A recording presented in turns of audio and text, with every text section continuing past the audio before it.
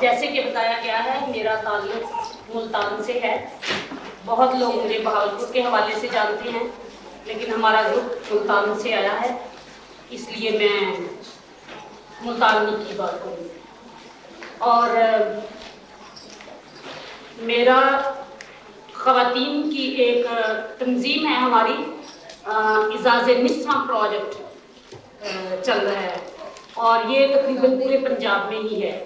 اس کے علاوہ ممبرشپ میری دوسری تنظیموں کے ساتھ بھی ہے, Amnesty international, human rights commission, اور نیٹ ورکنگ میں دوسری NGOs کے ساتھ کافی رابطہ ہے. ہماری چرچ کے اندر جسٹس اینڈ پیس کمیشن ہے جس کی میں چیئرپرسن ہوں پچھلے 3 سال سے. تو ویمن ڈیسک جو ہمارا جسٹس اینڈ پیس کمیشن کا ہے اس کی میں رسپانسبل ہوں.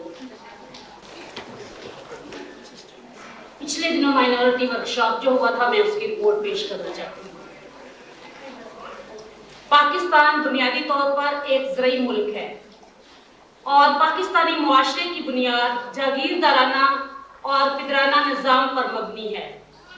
ان دونوں نظاموں نے عورت کی بحیثیت انسان ہر لحاظ سے نفی کی ہے اور زندگی کے ہر میدان میں اس پر قید و بند عائد کی ہے.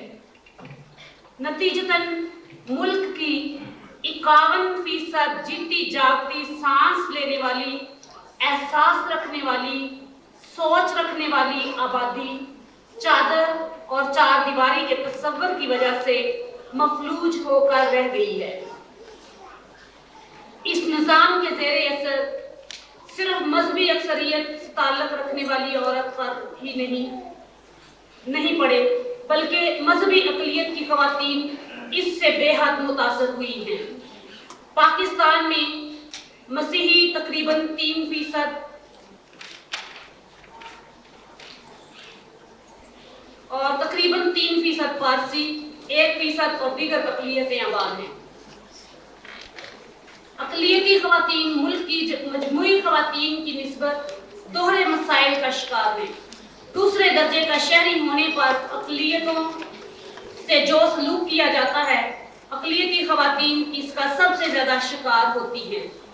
ضرورت اس عمل کی ہے کہ پاکستان میں معاشی, تعلیمی استحکام و ترقی کے لیے مکمل انسانی ترقی کے نظریے کو فروغ دیا جائے تاکہ خواتین, خصوصاً اقلیتی خواتین, ملک کی ترقی کے لیے اپنا حصہ ادا کر سکیں. اقلیتی خواتین نے اس صورتحال میں تبدیلی کے لیے بیجنگ کانفرنس میں زیر بحث آنے والے 12 نکات پر سیر حاصل گفتگو اور بحث کی ضرورت محسوس کی اور بین الاقوامی خواتین کی کانفرنس میں اپنی آواز کو بھی شامل کرنا چاہا. چنانچہ اثر ریسورس سینٹر کے زیر اہتمام اقلیتی ورکشاپ 5 سے 8 اپریل 1995 فاسٹل انسٹیٹیوٹ ملتان میں منعقد ہوئی جس میں حسب ذیل 12 نکات اقلیتی خواتین کے نقطۂ نظر سے پیش کیے گئے ہیں. نمبر 1, تعلیم و ثقافت, ایجوکیشن اینڈ کلچر. تعلیمی نصاب لوگوں کی ایمپاورمنٹ کے لیے نہیں بلکہ اسلامی نظریہ کے فروغ کے لیے استعمال کیا جا رہا ہے. تعلیمی اداروں کا ماحول, پڑھائے جانے والے مضامین, اساتذہ اور مسلم طالب علموں کا متعصب اور تنگ نظر رویہ اقلیتی طالب علموں کو احساس کمتری میں مبتلا کرتا ہے اور آگے بڑھنے سے روکتا ہے. نصاب تعلیم میں بیان کیے گئے 95% کرداروں میں مرد کے کردار شامل ہیں. اسلامی نظریہ تعلیم کی وجہ سے ثقافت بے حد متاثر ہوئی ہے. خصوصاً اس نے عام لوگوں کے تعلقات پر بہت برا اثر ڈالا ہے. کردار کو مثبت یا فعالی بنانے کے لیے مذہبی تعلیم ہی ضروری نہیں بلکہ اور بھی بہت سے طریقے ہیں. اس لیے طلباء اور طالبات کو اور طریقوں سے تعلیم دی جا سکتی ہے. خواتین کی نمائندگی نہ ہونے کے برابر ہے اور خواتین کو मुख्तलिफ मैदानों में खवातीन की नुमाइंदगी ना होने के बराबर है। खवातीन को नाज़िक, कमजोर, लापरवाह, बच्चगाना सोच की मालिक बयान किया जाता है, जबकि मर्द को बहादुर, तहफ़्फ़ुज़ देने वाला बयान किया जाता है। ये निसाब तालीम के हवाले से निसाब तालीम में बयान किए गए कारकुनों में अक़लियती मर्द या अक़लियती कारकुन खातून का जिक्र नहीं। निसाब की किताबों में कुछ अर्सा तक सिसल चौधरी का नाम रहा, बाद से खत्म कर दिया गया। इसी तरह जोशा फजलुद्दीन का नाम भी बहुत मुख्तसर अरसा के लिए निसाब में रहा। निसाब में जिन खवातीन लीडर्स का जिक्र है वो मर्द के हाथों लिखे गए हैं। किरदार में ऐसे किरदार जिनमें खातून किरदार की शख्सी कमजोरियों को ज्यादा उभारा गया है, जबकि इनके कारनामों पर बहुत कम जोर दिया गया है। मसलन रानी झांसी, रजिया सुल्ताना, फातिमा जना और बेगम राना लियाकत अली खान। फातिमा जना को हमेशा कायदे आज़म के हवाले से बयान किया गया है और बेगम राना लियाकत अली खान को कभी अफवाह तहरीक के हवाले से सराहा नहीं गया। किताबों कापियों पर लिखी हुई आयात बहुत दफा अक़लियती तालिब इल्मों के लिए मुश्किल और परेशानी का सबब बनती हैं और हमेशा बेहुरमती का खौफ इनके सर पर मुसल्लत रहता है। तालीमी अदारों में अक़लियती तालिब इल्मों को दाखिला लेने के लिए बहुत मुश्किलात से दोचार होना पड़ता है। अक्सर अंग्रेजी नाम होने की वजह से तासुब किया जाता है और मजाक भी किया जाता है। हाफ़िज़ कुरान तालिब इल्म को अज़ाफ़ी 20 नंबर दिए जाते हैं, जिसका बहुत ज्यादा नफ़ी असर गैर मुस्लिम तालिब इल्मों पर पड़ता है, बल्कि इससे मुसलमान तलबात भी मुतासर होती हैं, क्योंकि कुरान पाक हिफ्ज़ करने में अक्सरियत मर्दों की होती है। हुकूमत की तरफ से दीनी मदरसे खोलने के लिए फंड्स दिए जाते हैं, जबकि अक़लियतों को इस किस्म के फंड से महरूम रखा जाता है। ज़कात ऑर्डिनेंस के मुताबिक ये फंड पाकिस्तानियों के लिए हैं। दीनी मदरसों की दिन ब दिन बढ़ती हुई तादाद जहाँ हुकूमती ऐवानों में खतरे का अलार्म साबित हुई है, वहाँ अक़लियतें भी इससे महफूज नहीं हैं, क्योंकि इन मदरसों में पढ़ाया जाने वाला निसाब तंग नजरी, तासुब और इंतहा पसंदी को फ़रोग़ देने का सबब बन रहा है, जिससे आम लोगों के अक़लियती अफ़राद के साथ रवैये तब्दील हो गए हैं और तासुब में बदलते जा रहे हैं। पाकिस्तान की नुमाइंदगी के लिए अक़लियती तालिब इल्मों को गैर निसाबी सरगर्मियों में, ख़ुसूसन खेलों में मौका नहीं दिया जाता और आम तासर ये दिया जाता है कि वो पाकिस्तान के वफादार नहीं, लिहाजा हरा देंगे। इससे अक़लियती तालिब इल्मों की सलाहियतें उभर कर सामने नहीं आ रही। तालीम का मकसद एक अच्छा इंसान बनाना है, एक अच्छा मुसलमान नहीं।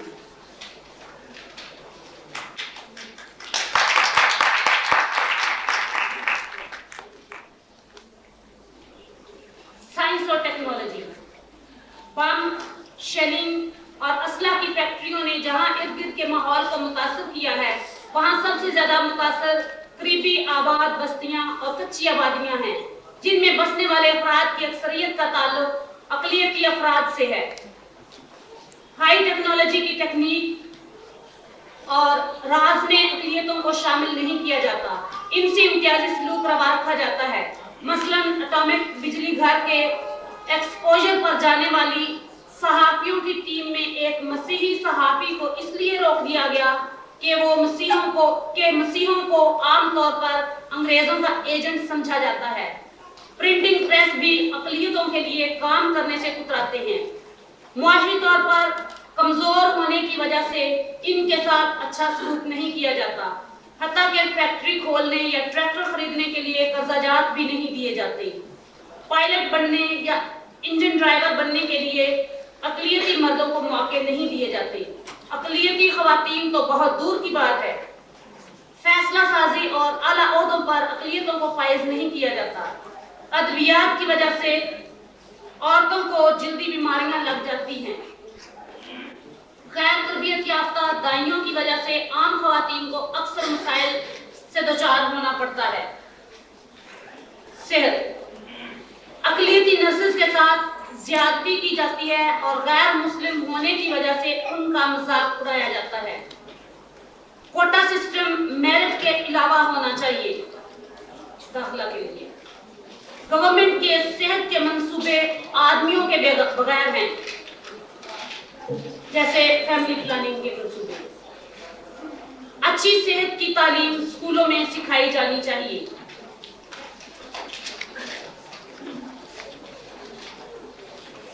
अस्पतालों में ज़कात फंड से मुसलमान मरीजों की मदद की जाती है, लेकिन अक़लियती मरीज ऐसा कोई फंड ना होने की वजह से बहुत सी मुश्किलात से गुजरते हैं।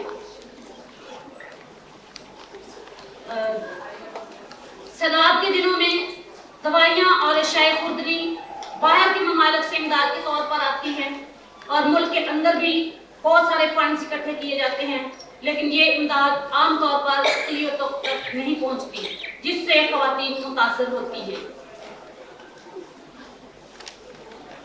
अक़लियती आबादियों में पानी का निकास और गंदगी के ढेर उठाने का कोई इंतजाम नहीं होता, जिससे बीमारियां फैलती हैं और इससे भी ज्यादातर ख़वातीन और बच्चे ही मुतासर होते हैं।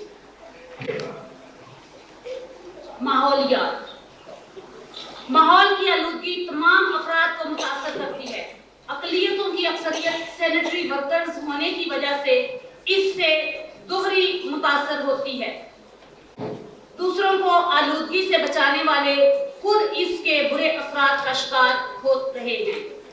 इनके तहफ़्फ़ुज़ के लिए कोई इक़दामात नहीं किए गए। अक़लियती आबादियों को अक्सर शहर से दूर किनारों पर बनाया जाता है, जहाँ फैक्ट्रियों, अस्पतालों की गंदगी, फैक्ट्रियों की वेस्ट, कूड़ा करकट फेंका जाता है। हमारे ग्रुप में ये महसूस किया गया कि ज़राए इब्लाग के जरिए माहौलियात के मसले के हल के लिए प्रोग्राम या तजावीज़ दी जा सकती हैं। ख़ानदान मुआशरे में अक़लियतों को दूसरे दर्जे का शहरी होने की वजह से कम तर मकाम हासिल है। अच्छी नौकरियां ना मिलने और मुआशी मजबूरियों की वजह से अक्सर अक़लियती मर्द गैर ममालिक जाने पर मजबूर हो जाते हैं, जिसकी वजह से ख़ानदान का बोझ ख़वातीन पर पड़ता है। अक्सर मुलाजमत ना मिलने, तासुब की वजह से डिप्रेशन का शिकार होकर मर्द नशा का शिकार हो जाता है, जिससे अक़लियती ख़ानदान मुतासर हो रहे हैं। मजहबी तासुब, तशद्दुद की वजह से अक्सर अक़लियती अफराद मुल्क छोड़ने पर मजबूर होते हैं, जिससे अक़लियती ख़ानदान मुतासर होकर रह गया है, जिससे घरों में काम करने वाली अक़लियती ख़वातीन को तहफ़्फ़ुज़ हासिल नहीं और अक्सर तशद्दुद का निशाना बनती हैं।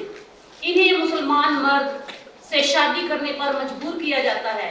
इस सिलसिले में अगर औरत को अगवा भी करना पड़े तो वो रेज नहीं करते। शादी करके उन्हें फौरन मुसलमान बना दिया जाता है।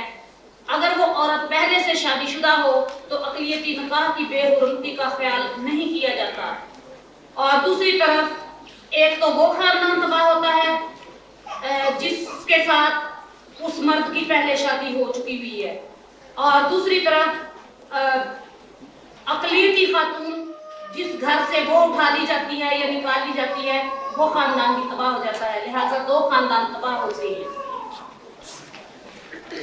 मजदूरों के हकूक़ अक़लियती मजदूर ख़वातीन दोहरे इस्तेसाल का शिकार हैं। एक तो उनसे मजहबी अक़लियत होने की बिना पर तासुब का रवैया रखा जाता है, दूसरे वो काम जो हमारे मुआशरे में घटिया और कमतर समझे जाते हैं करने की वजह से कमतर और घटिया समझा जाता है।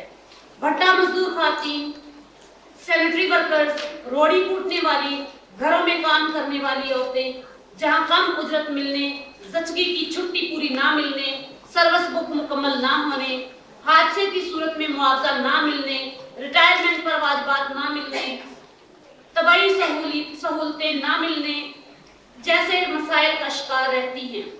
वहाँ भट्टों, सड़कों, गलियों और घरों में जिनसी तशद्दुद का भी शिकार होती हैं। वो अपनी आवाज़ दबाने पर मजबूर हैं क्योंकि यूनियन नहीं बना सकती, और जहाँ यूनियन मौजूद भी है तो उसे यूनियन के ओहदेदार کی حیثیت حاصل نہیں ہوتی، بلکہ اس کے فیصلے مرد ہی کرتے ہیں۔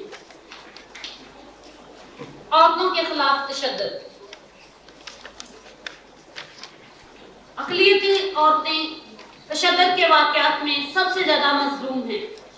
اقلیتوں پر جتنے بھی زیادہ مظالم کیے جاتے ہیں، سب سے زیادہ تشدد کا نشانہ ان عورتوں کو ہی بنایا جاتا ہے۔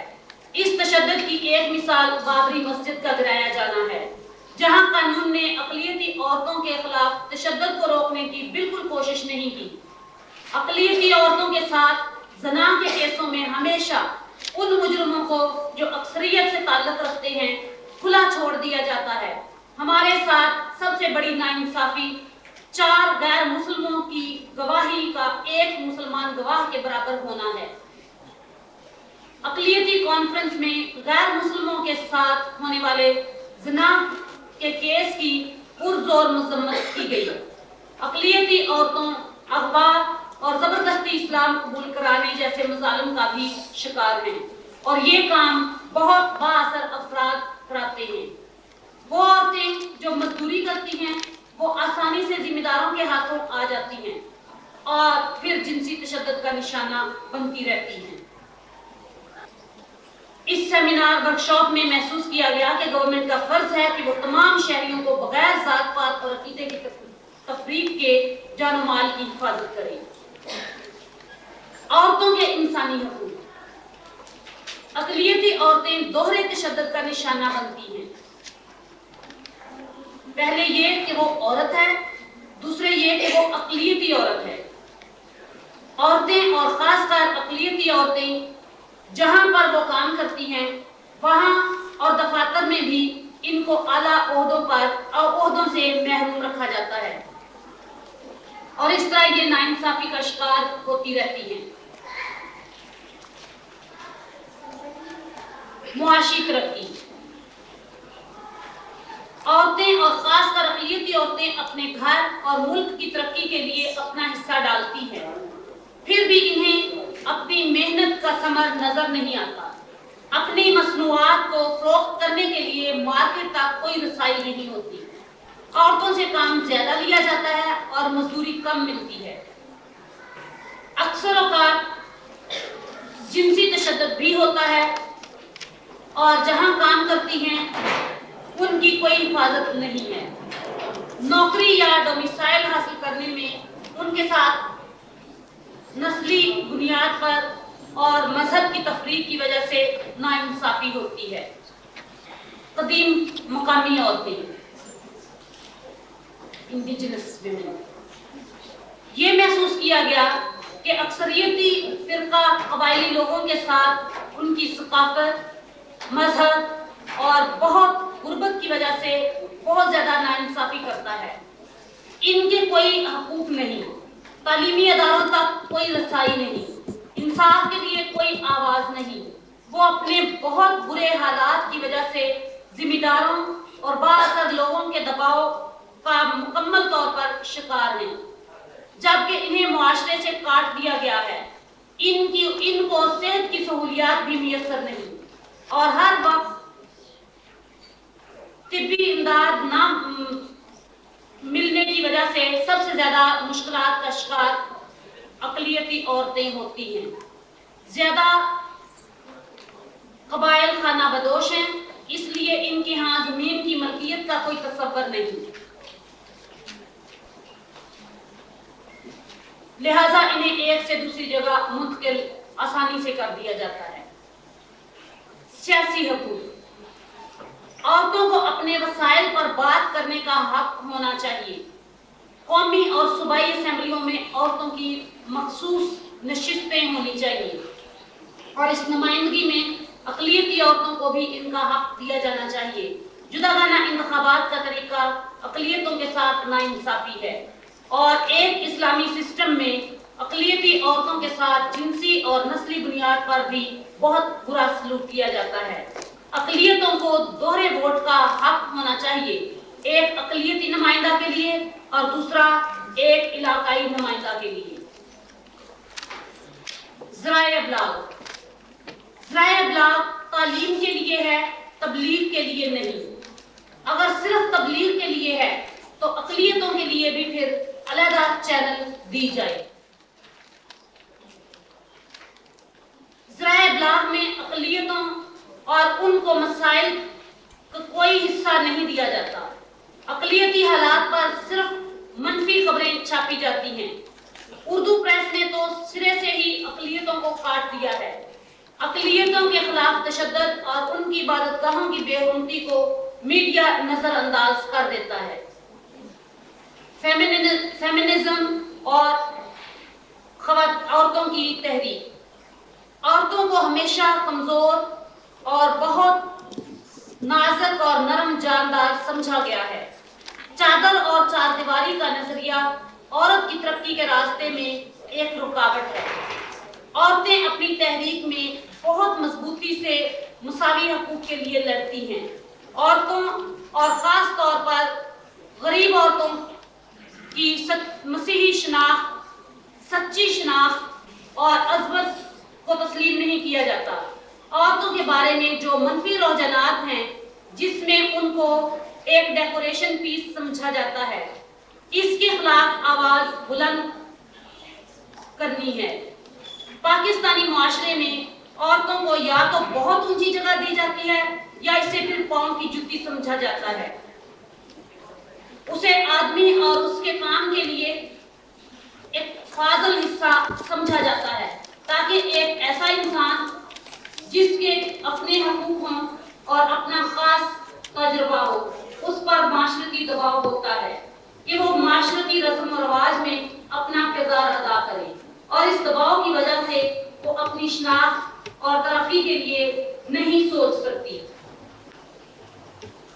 سنگل ویمن اور طلاق یافتہ عورتیں اور بیواؤں کے حالات پر آج کے معاشرے میں غور کرنے کی ضرورت ہے.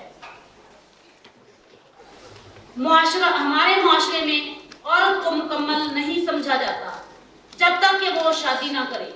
یہ محسوس کیا گیا ہے کہ وارث شاہ اور بلے شاہ کی تحریریں اور شاعری عورتوں کے ان حالات سے بالکل مختلف ہیں، اور ان زنجیروں کو توڑنے کے لیے عورتوں کی رہنمائی کی جانی چاہیے. ان تمام باتوں کو آگے لے جانے کے لیے جن کا ذکر اثر کرتا رہا ہے اور فادر بونی صاحب نے بھی کیا ہے، خاص طور پر ویمن پہلو اور مائنورٹی پہلو جو ہیں، اور دوسرے مسلم فرقے اور نسلیں جو اکثر دفعہ چھوڑ دیے جاتے ہیں، جیسے ہزارہ، مکرانی اور ذکری. ان کی ترقی کے لیے ٹریننگ سینٹر ضروری ہیں، اور جس طرح فرنٹیئر نے ویمن سٹڈیز کے لیے انتظام کیا ہے، اسی طرح ٹریننگ سینٹرز میں چھوٹے کورسز گراس روٹس لیول پر لوگوں کو باقاعدہ دیے جانے چاہیے. اثر اور ہیومن ڈیولپمنٹ سینٹر ٹوبا ٹیک سنگھ ایسا پہلے سے ہی سوچ رہے ہیں. اس خیال کو عملی جامہ پہنانے کی ضرورت ہے.